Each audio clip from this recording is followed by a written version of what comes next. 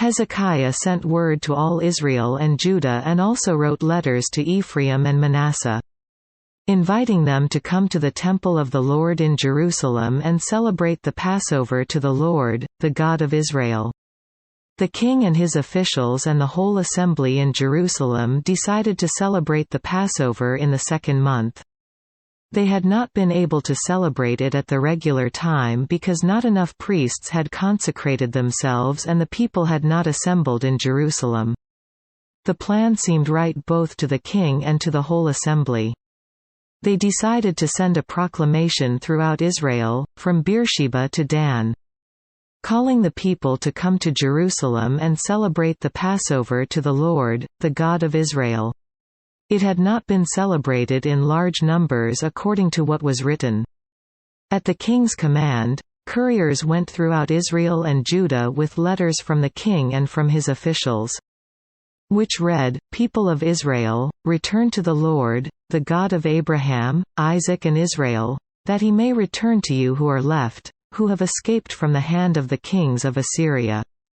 Do not be like your fathers and brothers, who were unfaithful to the Lord, the God of their fathers, so that he made them an object of horror, as you see. Do not be stiff-necked, as your fathers were. Submit to the Lord. Come to the sanctuary, which he has consecrated forever. Serve the Lord your God, so that his fierce anger will turn away from you. If you return to the Lord, then your brothers and your children will be shown compassion by their captors, and will come back to this land, for the Lord your God is gracious and compassionate.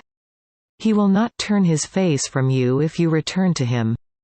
The couriers went from town to town in Ephraim and Manasseh, as far as Zebulun, but the people scorned and ridiculed them.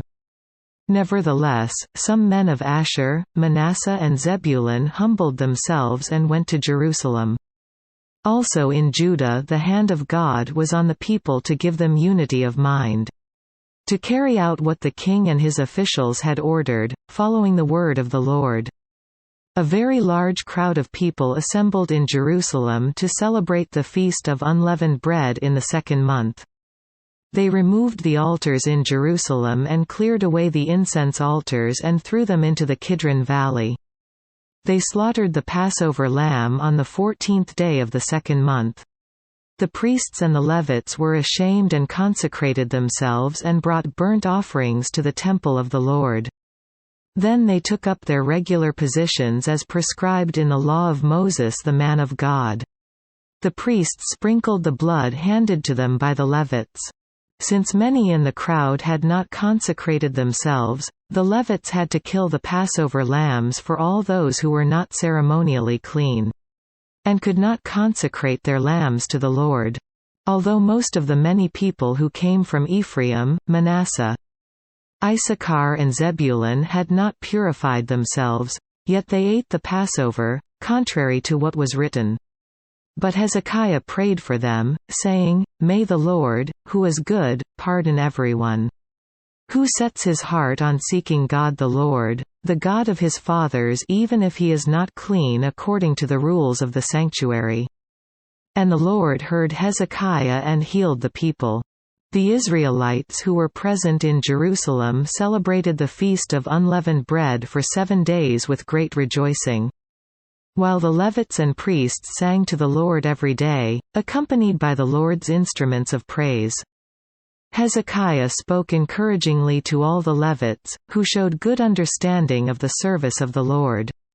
For the 7 days they ate their assigned portion and offered fellowship offerings and praised the Lord, the God of their fathers. The whole assembly then agreed to celebrate the festival 7 more days, so for another 7 days they celebrated joyfully. Hezekiah king of Judah provided 1,000 bulls and 7,000 sheep and goats for the assembly.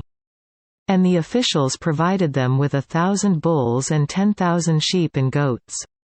A great number of priests consecrated themselves.